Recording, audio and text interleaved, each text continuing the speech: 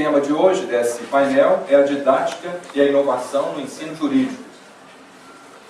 E eu acabei de sair de um GT, de um grupo de trabalho de direito empresarial, e uma das discussões que surgiu foi a respeito das deficiências, atuais do ensino jurídico no Brasil. Eu, particularmente, tenho uma opinião muito radical. Eu acho que o ensino jurídico no Brasil é péssimo. A palavra é essa. Ensina o que não é necessário. Insiste, numa lógica de conflito. E os professores, muitas vezes, repetem aquilo que assistiram no passado. Não necessariamente as melhores técnicas de exposição, de didática, de ensino, de transmissão de conhecimento. E muito pouco se faz para melhorar esse quadro. Os currículos continuam os mesmos há praticamente 200 anos. Ou quase 200 anos, 180 e poucos anos, desde que começaram o ensino jurídico no Brasil. A evolução é muito lenta, muito pequena. Então, óbvio que um painel como esse é absolutamente fundamental num evento como o Comped. Quando nós começamos a organização do Comped, há 3 meses atrás, uma das nossas preocupações aqui em Belo Horizonte era fazer com que no Comped nós tivéssemos espaço para painéis, oficinas, seminários, uma coisa mais rica do que era o Comped até então. Porque eu, particularmente, como participante de outros Compeds, via no Comped uma oportunidade perdida. Eu via pessoas saindo do norte do país, do sul, de um extremo ao outro, para ter uma participação mínima no PT de 10 minutos. É muito pouco. Nós temos que aproveitar essa chance do Comped, em que se reúnem as pessoas responsáveis, atualmente pela condução do ensino jurídico, ou no futuro próximo, no caso dos mestrandos e doutorandos, para aprimorar aquilo que nós temos hoje. Basicamente, nós vamos falar hoje sobre 3 coisas. Que, na verdade, o que nós vamos falar aqui é sobre aquilo que os alunos, tanto na graduação quanto na pós-graduação, querem, desejam e até precisam. Nós vamos falar sobre transformação, nós vamos falar sobre análise estratégica, vamos falar sobre sucesso. Basicamente, o que os alunos na graduação e na pós-graduação precisam, ou que eles querem, que eles desejam, é a transformação e o sucesso, basicamente. Ninguém frequenta uma faculdade, um curso de direito, na graduação, ou na pós-graduação, no mestrado, no doutorado, se não tiver um desejo de transformação. Nós não estaríamos aqui hoje, nem eu, nem vocês, se não tivéssemos interesse em nos transformar. E essa transformação nunca pode ser para pior.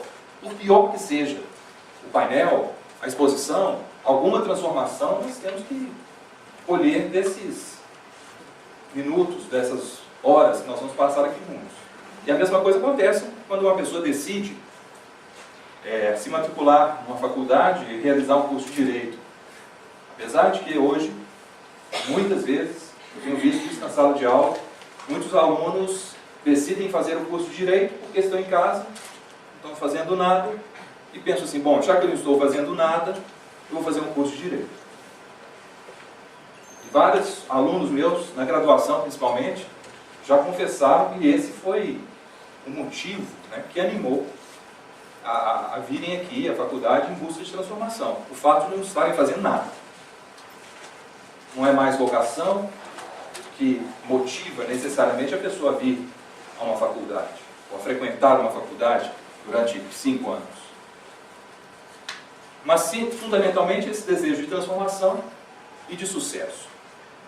Agora, para que eu tenha sucesso, para que eu atinja o objetivo do sucesso, é necessário que eu faça uma análise estratégica, um planejamento estratégico, uma gestão estratégica desse meu desejo de transformação.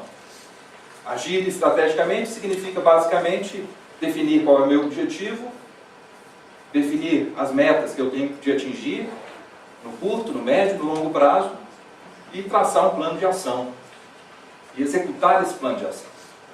Só que, muitas vezes, os professores, nos cursos de Direito, principalmente na graduação, não se preocupam muito com isso. Muitos desconhecem o que é um planejamento estratégico, o que é uma gestão estratégica, o que é um plano de execução de um planejamento estratégico, um plano de ação. E não mostram isso para os seus alunos.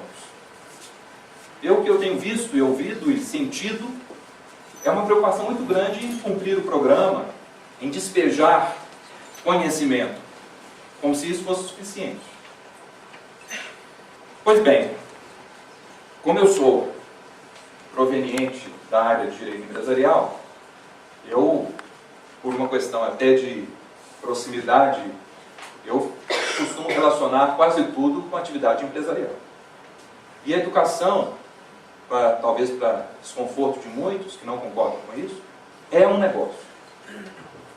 Só que a educação é um negócio que implica não necessariamente troca de serviço por dinheiro. A educação é um negócio de troca de conhecimento. E o professor, na minha visão, deve vir exercer a sua função com esse espírito.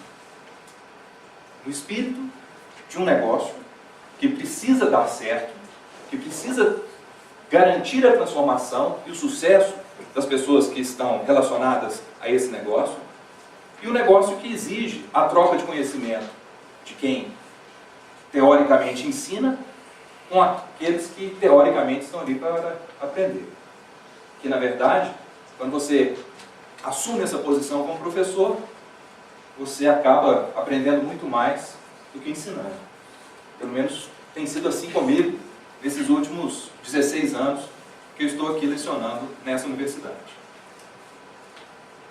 E se é um negócio, eu tenho que encarar a universidade, a minha sala de aula, como um mercado.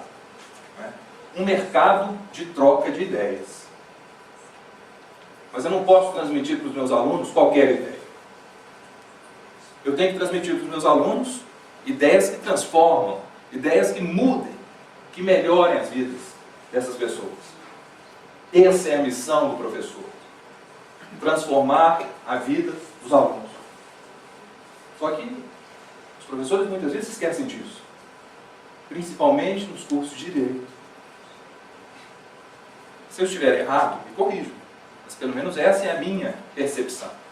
Inclusive, como a professora Miraci, que foi minha professora no doutorado, viria, eu estava pouco preocupado em fazer referências teóricas sobre didática, sobre ensino, e tratar mais da minha experiência, e deixar a parte teórica para a professora Miraci. Como ela não veio, o papel vai ser transferido fundamentalmente à sua discípula, e a professora Maria Tereza, que tem toda a condição, como professora de didática, de ensino jurídico, brilhante, colocar toda essa parte teórica e deixar para mim só a parte prática. Ela fica com o serviço sujo e eu fico com a parte boa. Pois bem, então se a educação é um negócio, nós temos que reconhecer também em que mercado nós estamos inseridos. E esse mercado da educação é um mercado de uma concorrência hoje excessiva. E como qualquer mercado de concorrência excessiva, o que nós temos é um mercado comoditizado. Quase todas as faculdades oferecem o mesmo curso. São as mesmas disciplinas, o mesmo programa, a mesma referência bibliográfica. Às vezes, os mesmos professores que lecionam aqui, lecionam acolá, e até em outras cidades. É tudo igual. Se é igual, se eu quero ter sucesso, eu tenho que encontrar uma forma impactante de garantir sucesso do negócio. Encontrar essa forma impactante de ensinar o direito hoje é um trabalho do professor. Então o professor tem que se lançar, como está aí na imagem, um abismo e tentar, de uma forma impactante, garantir o sucesso do negócio de transformação da vida das pessoas por meio de ideias. Não é fácil, mas é possível.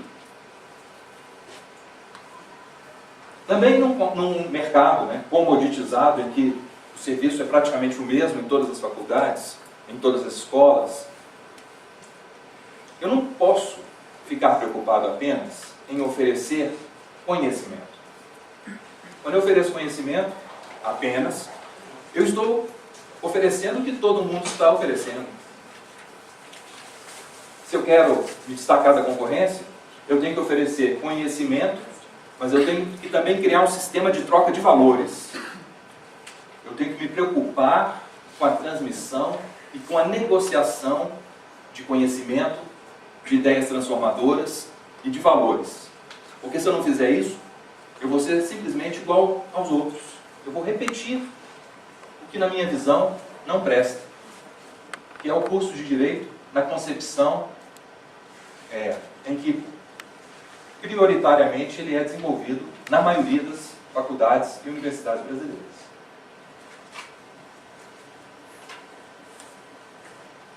Agora, fazer isso pode parecer uma missão impossível, mas é uma missão possível. Possível. Nós estamos aqui para pensar um pouco sobre isso. Vocês estão aqui para também me apresentarem ideias que vão transformar minha forma de entender. Quem disse que eu tenho a razão? Quem sou eu? Eu tenho algumas reflexões a respeito do trabalho do professor, alguma experiência como professor de graduação e de mestrado, mas eu estou, digamos, no meio da carreira. Falta muito ainda para aprender, inclusive com os meus alunos, naquele mercado de ideias que nessas salas aqui que vocês conheceram hoje. Então, essa missão é possível desde que nós estejamos imbuídos de nossa missão transformadora por meio das ideias que nós produzimos e que nós fomentamos. Como em qualquer negócio, e como em qualquer negócio comoditizado, é absolutamente necessário que algumas ideias malucas sejam colocadas.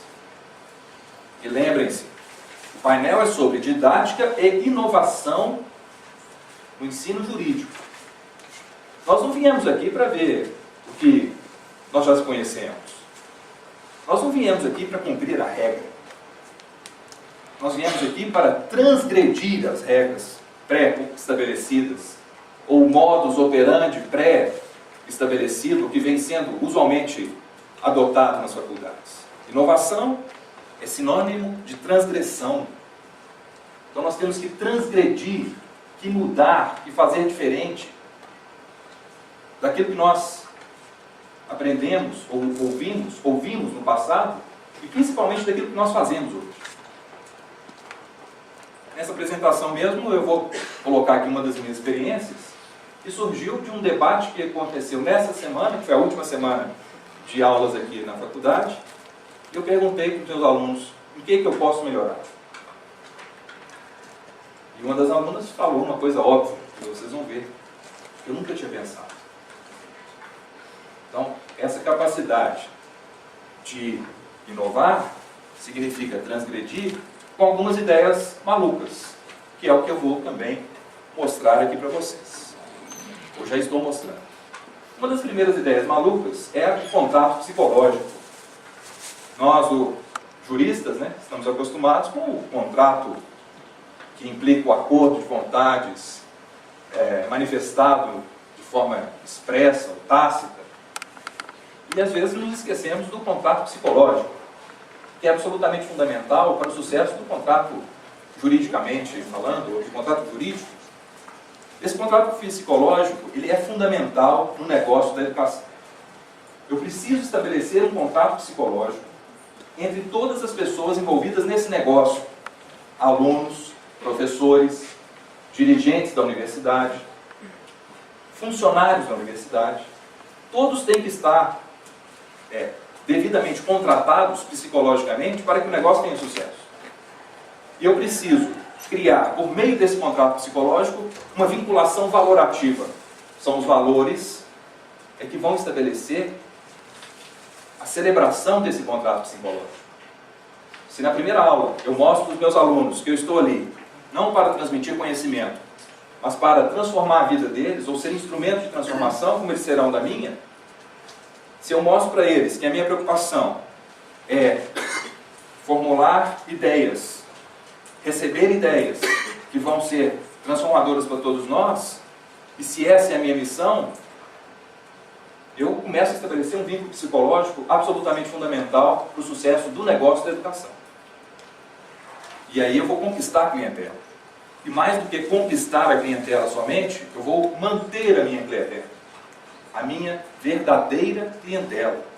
Os alunos, na graduação, no mestrado, que entendem o que é o negócio de troca de conhecimento e o negócio de troca de valores. Esses alunos são contratados psicologicamente e esse contrato deve ser mantido. Eu costumo dizer nas minhas aulas, no curso de Direito, na graduação, que não existe contrato perfeito, não existe contrato definitivo. O contrato, como vários autores já colocaram, é um processo que tem começo, meio e muitas vezes não tem fim.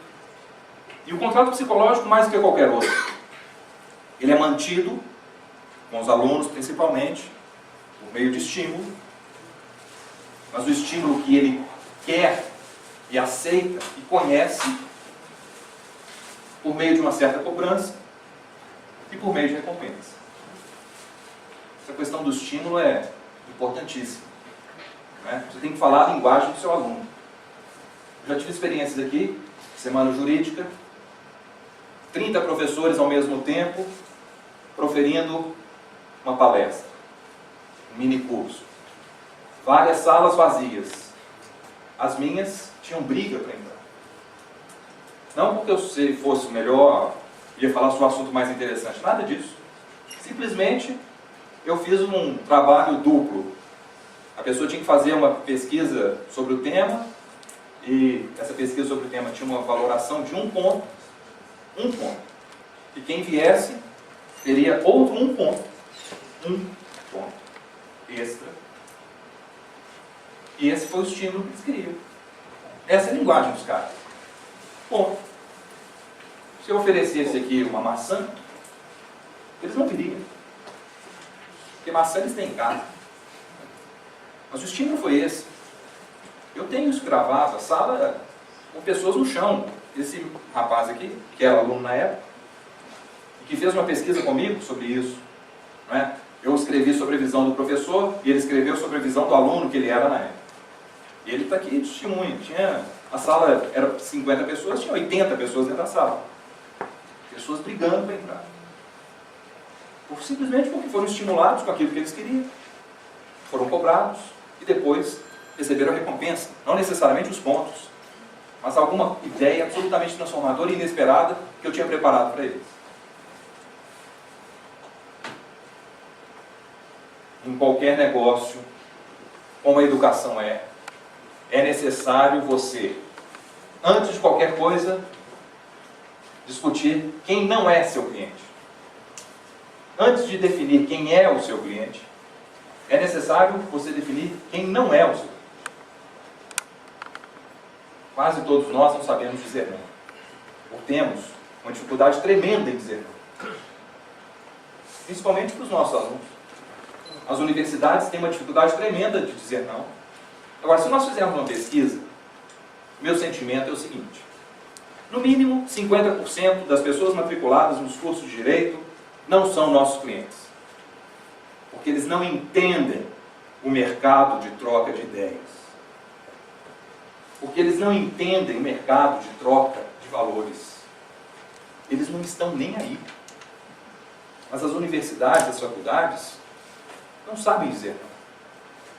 Agora, você, professor, pode e deve dizer não. Eu tenho uma alta tranquilidade. Começo a turma com 60 alunos e termino com 25. Dispenso quem não é meu cliente. Agora, depois que eu dispenso quem não é meu cliente e defino quem é o meu cliente, que entende o que é o mercado de troca de ideias e de valores, aí eu me especializo totalmente nele. O foco total é nesse cliente. Eu deixo de ser professor de Direito Empresarial e passo a ser professor do aluno. O foco meu é o aluno, não é a minha disciplina. Então, eu não sou especialista, doutor em Direito Empresarial. Eu sou especialista no meu aluno, porque eu tenho a responsabilidade de mudar a vida dele. Ou de, pelo menos, empurrar ele para fazer com que ele mude de vida. Eu tenho, inclusive, aquela história, né? Você já deve ter visto aí na internet, a importância do filho da puta na vida das pessoas. O sujeito era muito rico, uma festa, e chamou os convidados para assistir a piscina dele cheia de crocodilos. E disse o seguinte: quem atravessar nadando a piscina e chegar do outro lado, eu vou oferecer aqui agora as minhas casas e os meus automóveis. Ninguém pulou na piscina. Logo depois ele disse: quem se aventurar a sair nadando e atravessar do lado de lá e sair vivo, eu vou entregar as minhas casas, os meus automóveis, as minhas joias e as minhas mulheres. De repente alguém caiu na água. E aí saiu lutando contra os crocodilos e saiu alguns minutos depois totalmente ensanguentado do lado de lá e todo mundo apavorado. Quando ele saiu, o dono da festa, milionário, falou: bom, fiquei surpreendido com a sua atuação. Onde você quer que eu entregue as casas e os automóveis? Ele falou: eu não preciso das casas e automóveis, eu tenho. E as joias e as mulheres? Eu não preciso, eu tenho a minha mulher.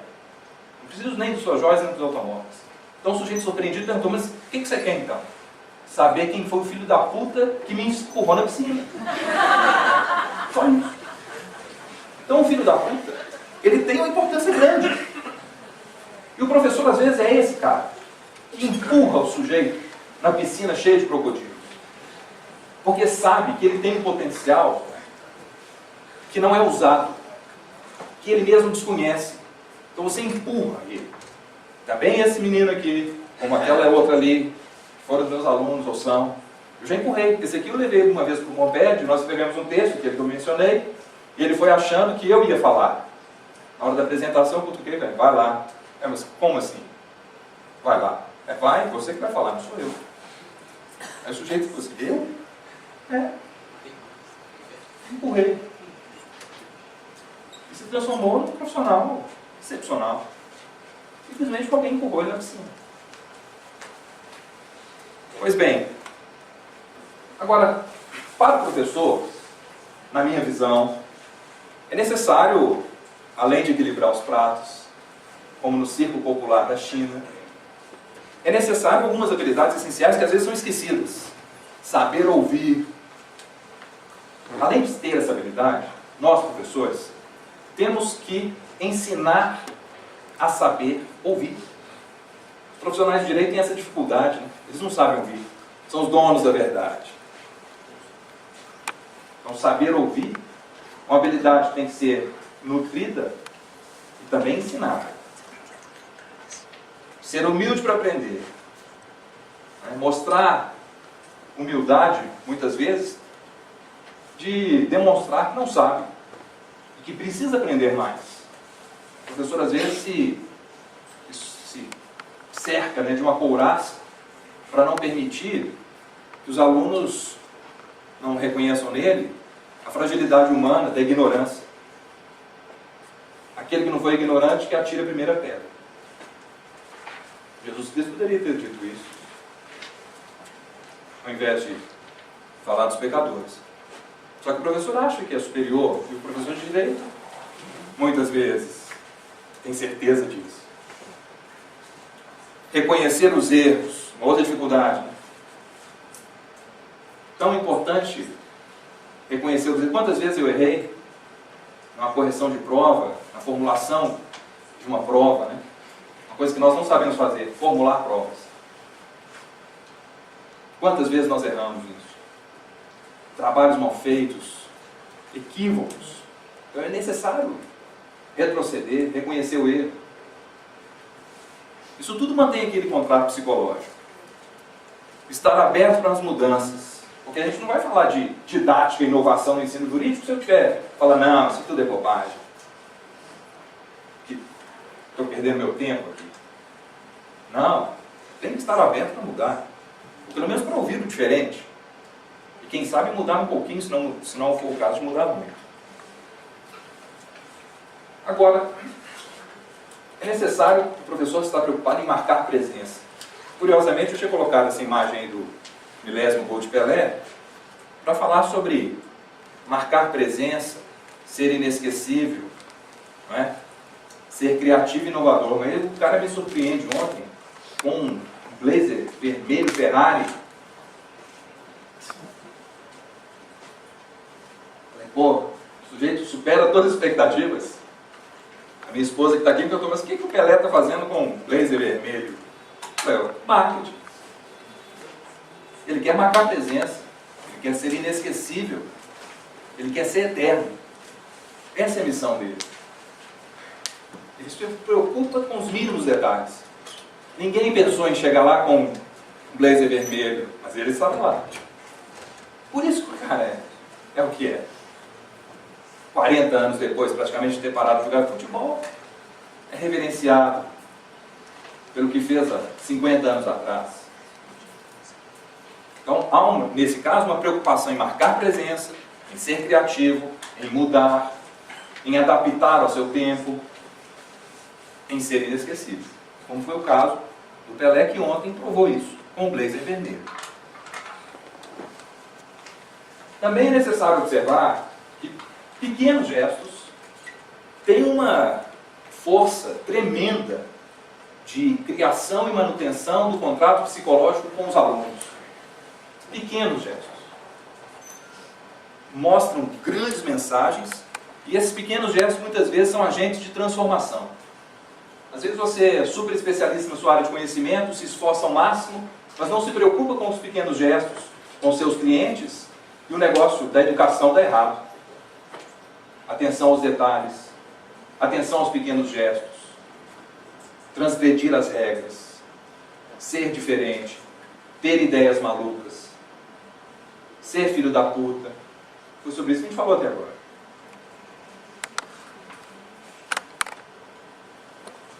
Nesse sentido também é necessário pensar sempre em estratégias alternativas de ensino. Muitas vezes eu passo as férias, agora em julho, por exemplo, viajo pensando o que eu vou fazer no semestre que vem para surpreender.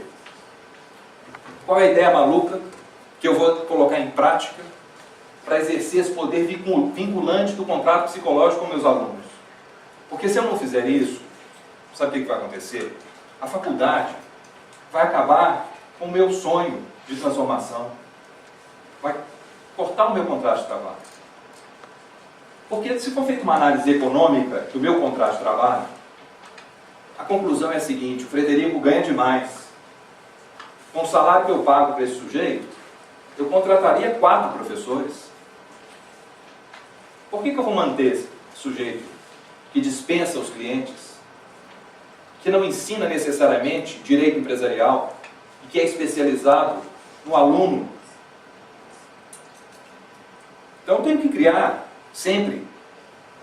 Porque se eu não criar alguma coisa diferente, se eu não formular uma estratégia alternativa de ensino, o meu caminho é a minha casa. Eu sei disso. O contrato de trabalho é um contrato cruel. Quanto mais você ganha, mais perto da demissão você está. E com o professor isso é evidente. Não é? Eu vou pagar 20 mil reais para um sujeito? Não. Coisa absurda. Não é? E essa exigência dos professores de 40 horas, que é o meu caso. O sujeito já olha torto. Você chega na faculdade e diz, mas o que você faz afinal?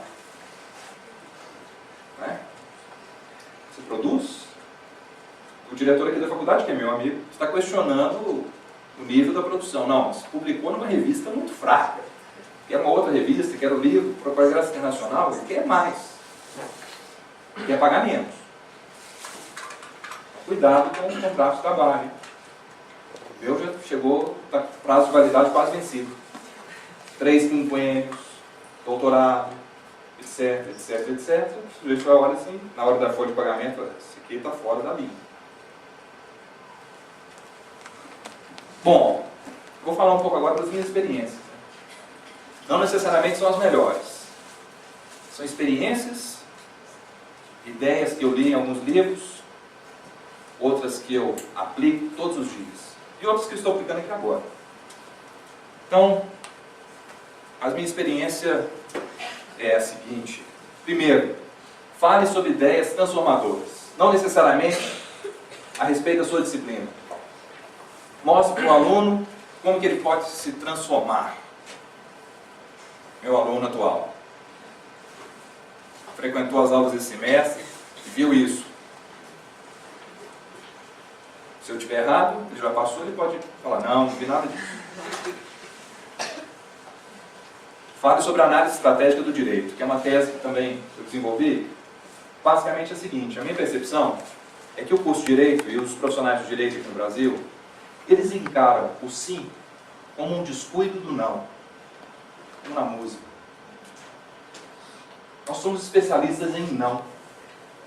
Não é assim, está errado, não faça isso, é ilícito, eu vou propor uma ação judicial contra você, eu quero uma indenização. Não, não e não. As pessoas não gostam do não. As pessoas querem um sim. Só que nós ensinamos o não. Então a análise estratégica do direito é simplesmente o seguinte, perceber que nós temos de ter uma atitude de ensino do direito, não como ferramenta de solução de conflito. Porque os cursos de direito são cursos de direito processual, pelo menos aqui no Brasil.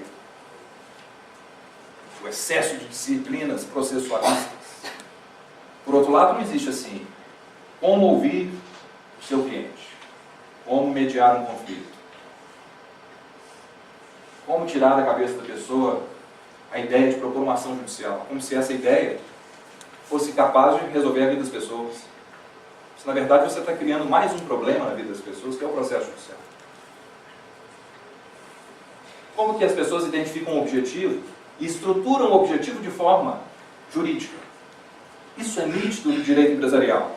As empresas têm os seus planejamentos estratégicos e a execução do planejamento estratégico é marcada por um plano de ação financeiro, contábil, administrativo, de marketing, de gestão de pessoas. Mas o advogado, o estrategista jurídico, a estratégia jurídica nunca aparece. O advogado, o jurista, ele é lembrado quando aparece o oficial de justiça. 6 horas da manhã, aparece o oficial de justiça, ou durante o expediente, fala assim, uma citação aqui para o senhor. Aí ele pergunta, cadê o advogado? É nessa hora que o advogado aparece. Mas também ele não chama o advogado antes, ou o jurista antes, porque nós não somos treinados a entregar estratégia de sucesso. Nós não somos treinados nos cursos de Direito a demonstrar a forma de obter o máximo de felicidade, de sucesso, sem processo judicial, sem conflito. Geralmente os cursos pregam o conflito. Basta verificar nos currículos, nos programas, no seu discurso na sala de aula. Quantas vezes você faz referência à jurisprudência, aos processos judiciais em curso, aqueles que já acabaram, o que pode ser feito? Propõe essa ação assim, assim, assim, ou se não, uma medida cautelar, uma antecipação de tutela e etc. O curso não fala disso. Como se o direito servisse só para isso. Isso é muito pouco para o direito. Ficar preso ao processo. Ele tem que se libertar do processo. Ele tem que ser instrumento de estruturação do objetivo das pessoas. Daí a necessidade dessa análise estratégica do direito, que é bem mais do que a análise econômica do direito. Não é simplesmente fazer um balanço econômico de custo e benefício. É muito mais do que isso. Começa ouvindo a pessoa, o que você quer? Qual é o seu desejo? Definido o desejo, o que a pessoa quer, em quanto tempo, você vai estabelecer uma estratégia que permita que aquele desejo seja implementado juridicamente. Como você também pode e deve fazer do ponto de vista financeiro, administrativo ou de marketing. Além disso, é necessário mostrar para o aluno os caminhos do sucesso. E hoje em dia, uma das minhas preocupações maiores é mostrar os caminhos do sucesso fora da profissão jurídica. Todos os dias eu converso com pessoas aqui na faculdade angustiadas. Certas, ou pelo menos desconfiam, que cometeram um erro ao escolher a profissão jurídica ou o curso de Direito. Eles falam: professor, eu não entendo nada, o curso é muito confuso, é uma merda. E eu concordo, é mesmo. Porque às vezes a pessoa está aqui e não é nosso cliente. Ele está porque não estava fazendo nada em casa. Ele veio para a faculdade. E aquela angústia é o início de um processo que vai levar a um círculo vicioso de infelicidade. Quando você tem um problema, a melhor coisa para resolver o problema é enfrentar o problema imediatamente. Então, se fez uma má escolha, se o curso é muito ruim, se você não é cliente do curso, se você não entende o mercado de troca de ideias, de conhecimento e de valores, saia rápido. Está vendo por que meu contrato de trabalho está em risco?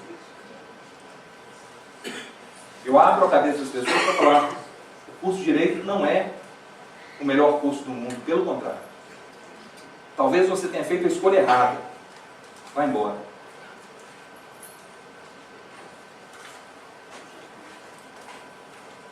Pregue o amor e não a luta pelo direito. Olha o livro que eu indico para os meus alunos. O amor é a melhor estratégia. Eu vejo nos currículos e nos programas aí de todas as faculdades a luta pelo direito. Direito não pode ser instrumento de luta. Direito tem que ser instrumento de amor, de conciliação, de felicidade. Então vamos mudar o foco. Nada de luta pelo direito. Sim, o amor como estratégia. Então essa é a primeira experiência minha. Muita gente lê o livro.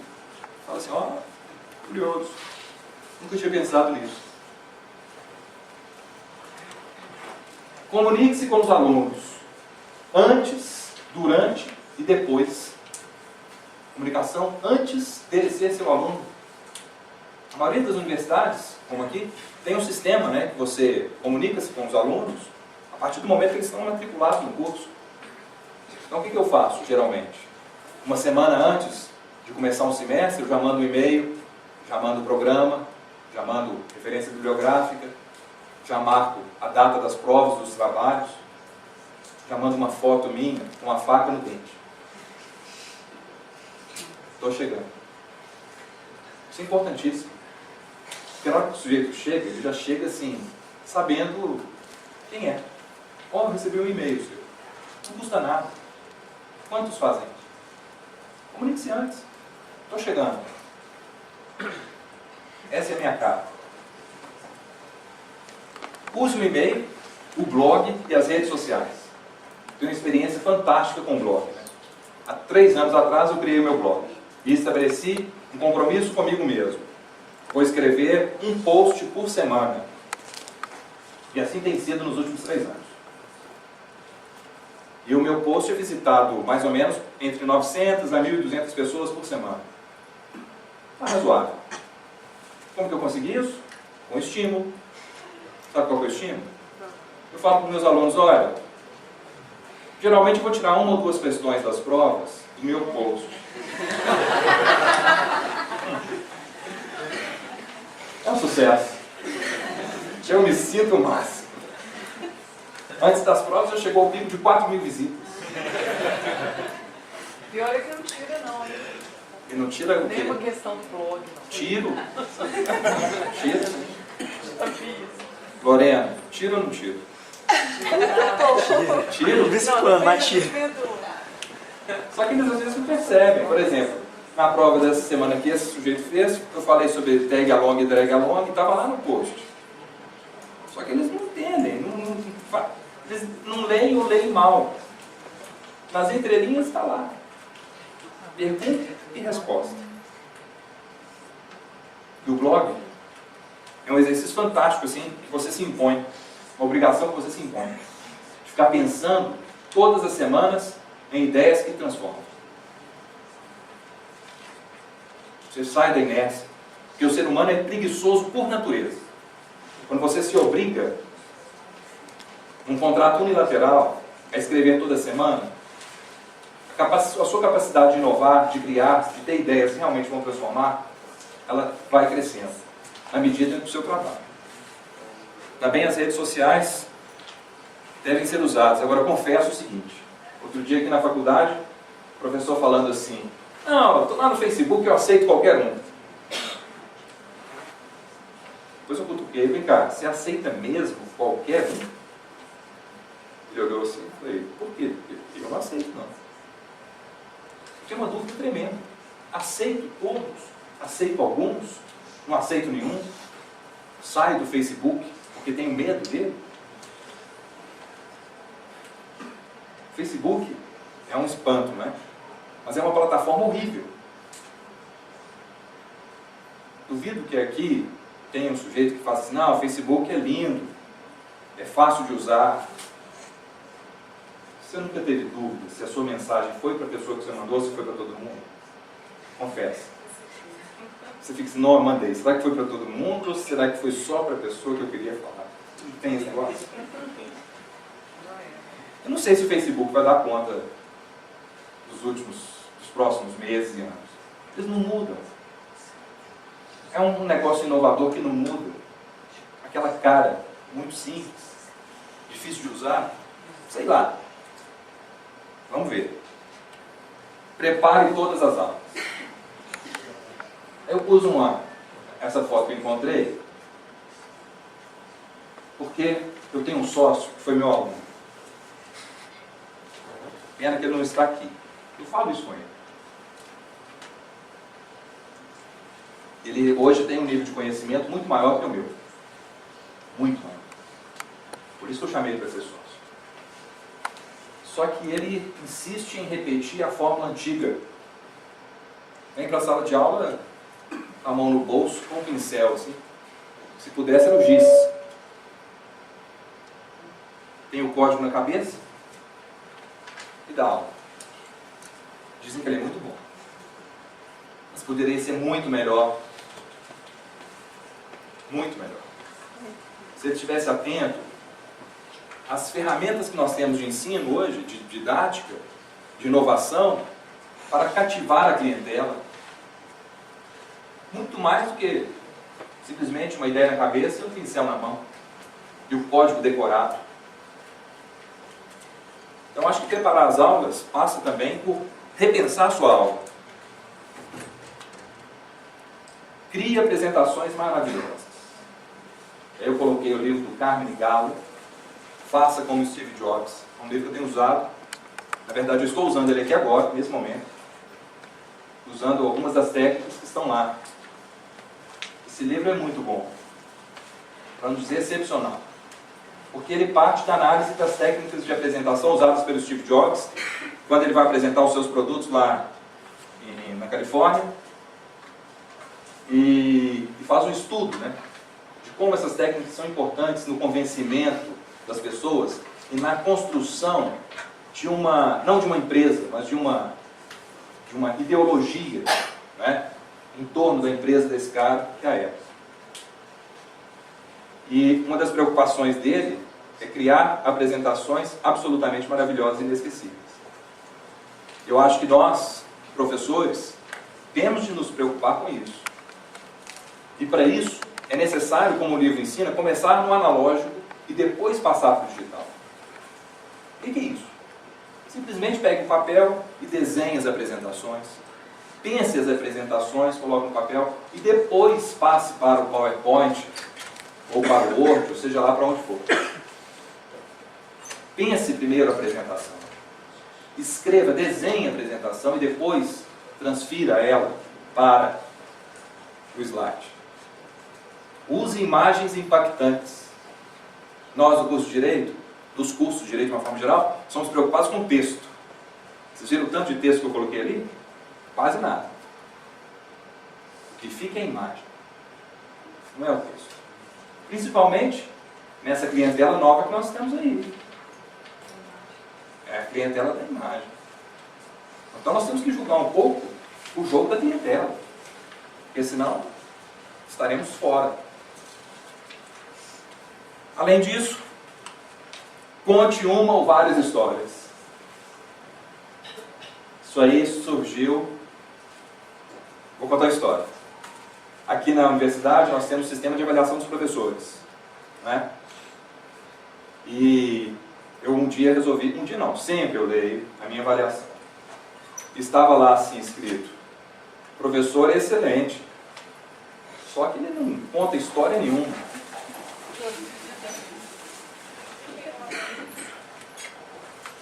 Aí, é isso. Passei a ser um contador de história. Só faço isso.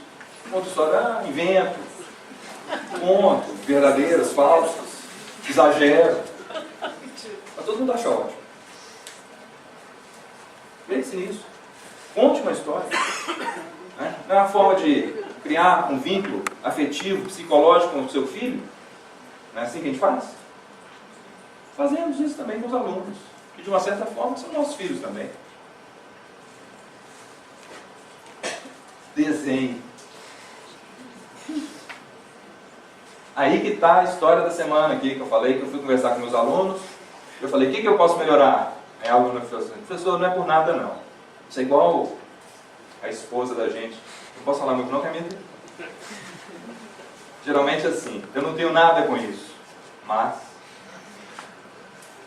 A menina começou assim, eu não tenho nada com isso, Frederico, mas... Se você desenhasse mais, eu ia entender mais esse negócio de direito societário. Toda vez que você vai no quadro e desenha uma bolinha com a letra A, outra bolinha com a letra B, para mostrar o que é uma fusão, uma cisão, uma fusão indireta, eu entendo. Agora, quando você não faz isso, eu não entendo nada. Eu parei para pensar, estava exatamente preparando esse painel, falei, essa menina tem razão. Porque há 2 semanas atrás eu cheguei no aeroporto de uma viagem, estava lá minha filha com um desenho, papai e um coração. Por quê? É a forma mais singela, mais simples, mais direta de contratar psicologicamente. A pessoa vê o desenho e fala assim, não é essa imagem bonita que o cara foi lá no Google Imagens. É ele. É o coração dele. Desenho. Use vídeos curtos. Vídeos de até 2 minutos. Então procure no YouTube vídeos curtos. Não necessariamente sobre direito. Piadas como essa do filho da puta e outras. Isso é ótimo. Isso conquista e mantém a clientela. Agora, vídeos longos são perigosos. Porque a pessoa adora. É infalível. Divida o palco. Eu coloquei ali o cartaz do Irma Vap, que é uma peça de teatro em que uma das suas versões, o Neila Torraca e o Marco Nanini dividiam o palco de forma magnífica. Aí você vai falar, bom, mas como que eu, professor, vou dividir o palco? Vou dar 2 exemplos. Um não é meu. Eu assisti esse semestre, uma professora aqui da faculdade, que resolveu dividir o palco. Ela é professora de Direito Constitucional, e quando ela vai falar dos poderes, ela, ao invés de falar, ela convida um ex-aluno da faculdade, que é juiz, que é promotor, que é procurador, que é defensor público, para falar sobre a defensoria pública, sobre o poder judiciário, e assim sucessivamente. Isso tem uma força tremenda, eu vi. Os olhos das pessoas passam a brilhar. Falam assim, esse cara um dia esteve aqui, e hoje é juiz, promotor, desembargador. Divida o palco. Essa é uma experiência bacana. Agora tem uma outra. Sabe o que eu já fiz? Telefone celular. Peguei o telefone celular e liguei para minha secretária. Olha só. Liguei para minha secretária. E fiz uma entrevista no Viva Voz, ao vivo com ela. Falando sobre como que eu recebo os meus clientes na minha empresa. Como que eu ouço meus clientes e qual é a reação deles a isso. Sem programar nada. Claro. Outra vez, eu liguei para uma ex-aluna, que foi minha aluna no primeiro período que eu lecionei, há 16 anos atrás. Liguei para ela e fiz uma entrevista, ao vivo, sem combinar. A força disso, o impacto que isso causa, ninguém esquece. O professor que tem a coragem de fazer uma entrevista ao vivo, não combinada, pelo telefone celular, na sala de aula. Divida o palco. Use a regra de 3. Isso está lá no livro do Steve Jobs. Pelo menos a pessoa sabia que estava sendo... Eu avisei, né? Avisei. Deu tudo certo. Deu tudo certo. Quando terminou, o senhor falou, né? Você está sendo ouvido por... Eu estou aqui na sala de aula fazendo a entrevista. Mas use a regra de 3. Isso é do livro, mas tem um certo sentido, entendeu? Porque lá no livro eles, e eu percebi isso, se você coloca muita informação, mais de 3, as pessoas costumam ter maior dificuldade de guardar as coisas. Ela mostrou a placa dos 10 minutos. Só que eu falei o seguinte, a regra é para ser transgredida. Então use a regra de 3, procurando colocar nos slides, nas frases, 3 imagens, 3 palavras, 3 ideias, e desenvolva de 3 em 3, passo a passo, ao invés de despejar tudo para o aluno de uma vez só. Pode me ajudar. Crie slogans curtos. Olha esse aí da Nike. 3 palavras. Você gosta das 3 palavras? Uma vez eu falei sobre isso, e alguém falou assim, isso é bobagem, isso é coisa de americano. Por que 3 palavras? Aí eu falei, não, porque são os 3 porquinhos, não 4, os 3 mosqueteiros, os 3 patetas. Bobagem maior ainda. Eu cheguei e falei assim, não, porque tem 3 palavras que mudam tudo. Quer ver? Eu te amo. Um dia eu falei isso para ela, para minha esposa. Mudou tudo. Eu te amo. 3 palavras.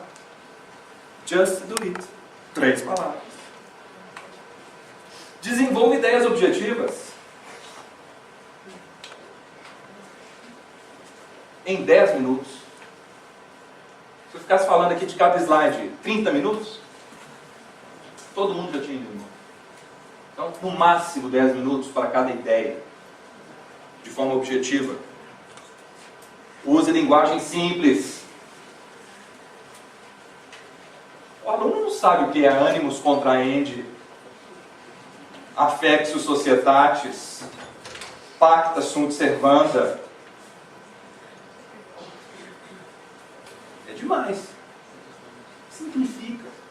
Menos é mais. Dê feedback positivo. Isso também está em todos os livros de administração. Fala assim, ó, você foi bem, gostei. É muito mais importante do que cobrar, dizer que foi mal. Ou, se for dizer que não foi tão bem, diga, você não se saiu bem, mas pode melhorar. Muito.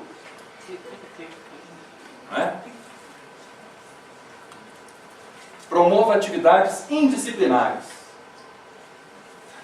Muito se fala da transdisciplinariedade, interdisciplinariedade, mas eu gosto da indisciplinariedade. Sem disciplina nenhuma. Já fiz uma atividade dessa, a professora Liliana sabe disso. Sábado de manhã, chamei todo mundo para discutir sobre a cultura nos processos de fusão e aquisição. Um debate entre um professor de psicologia e eu. Você acha que não veio ninguém? Dei ponto. Estava lotado. Claro. Misture as ideias. Misture o direito administrativo com o penal, com o empresarial, com o civil, com a novela, com o jogo de futebol, com a notícia do jornal. Mistura tudo. Isso é ótimo. Atribua os pontos extras, eu já falei. Eu só costumo falar o seguinte, aí eles acostumam e falam assim, você não vai dar ponto? Eu falo, quem dá ponto é médico. Você vai conquistar os pontos. É diferente. É bem diferente. Esse negócio de sair dando por aí é um perigo.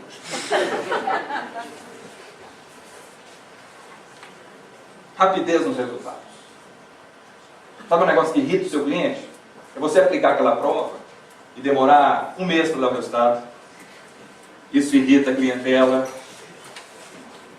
terrivelmente. E vou te contar. Se você tem lá um conjunto de trabalhos ou provas para corrigir e deixa no seu armário, aquilo vai se transformando a cada dia num monstro. Você fica pensando, nossa, eu tenho que corrigir aquelas provas. Não deixe que isso aconteça. Corrija no mesmo dia. Sabe o que eu tenho feito? Eu entrego os resultados no mesmo dia. Eu corrijo as provas, abertas ou mistas, entrego a nota no mesmo dia pelo sistema de computador e na próxima aula eu entrego pessoalmente e discuto o que foi feito na prova. Mas no mesmo dia. Às vezes, no mesmo turno. O sujeito sai daqui às 11 horas, meio-dia já tem a nota. Pô, mas isso é impossível. É possível. Basta você querer. E colocar isso como prioridade na sua vida.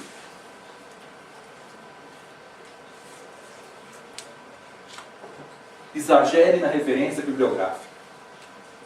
Pô, você colocou o iPad ali? A força desse negócio do iPad ou de qualquer tablet é incrível. Esqueça a banquinha dos livros ali. Aquilo é passado. Você vai falar, mas ninguém nunca vai abandonar os livros.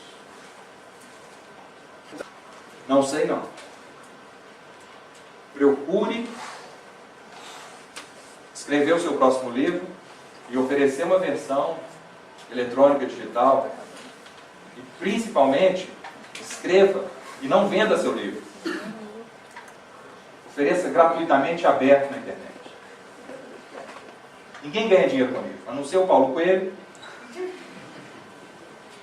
e uns 2 ou 3. Uma vez eu lancei um livro, fiz uma festa.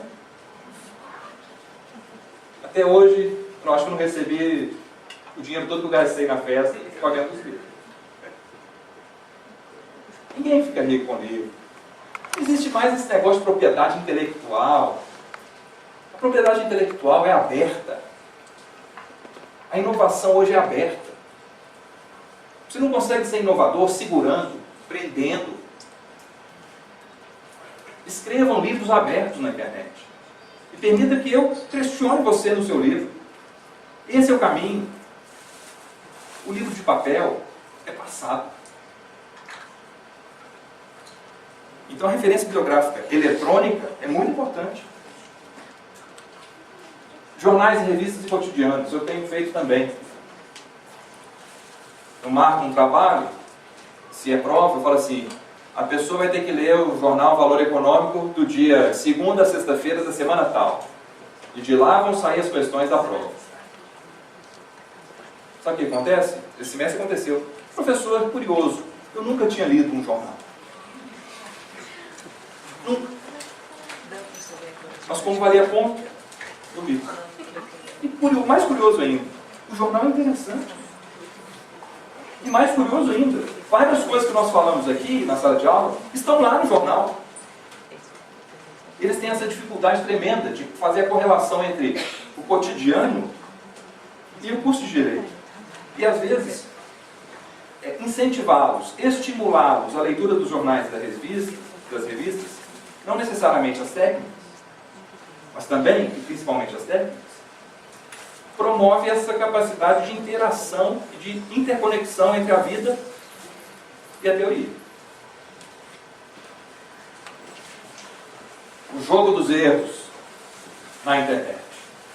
Os alunos atuais acreditam que a internet é tudo. E acreditam cegamente na internet. Então, uma prática que eu tenho usado é o seguinte. Eu adoto um referencial teórico. É uma obra do professor fulano de tal. É o referencial teórico. Agora você vai na internet e vai me mostrar na internet erros conceituais, por exemplo, em relação à obra do professor fulano de tal. Cada erro novo vai ter direito a um ponto, mas os erros iguais se anulam. Ou seja, você não pode falar para o seu colega que você achou um erro. Você cria um ambiente de competição fenomenal. E a pessoa passa a ver que a internet tem um monte de coisas, se não erradas, discutíveis, pelo menos. Simulador de bolsa de valores. Isso aí, mais para os professores de direito empresarial.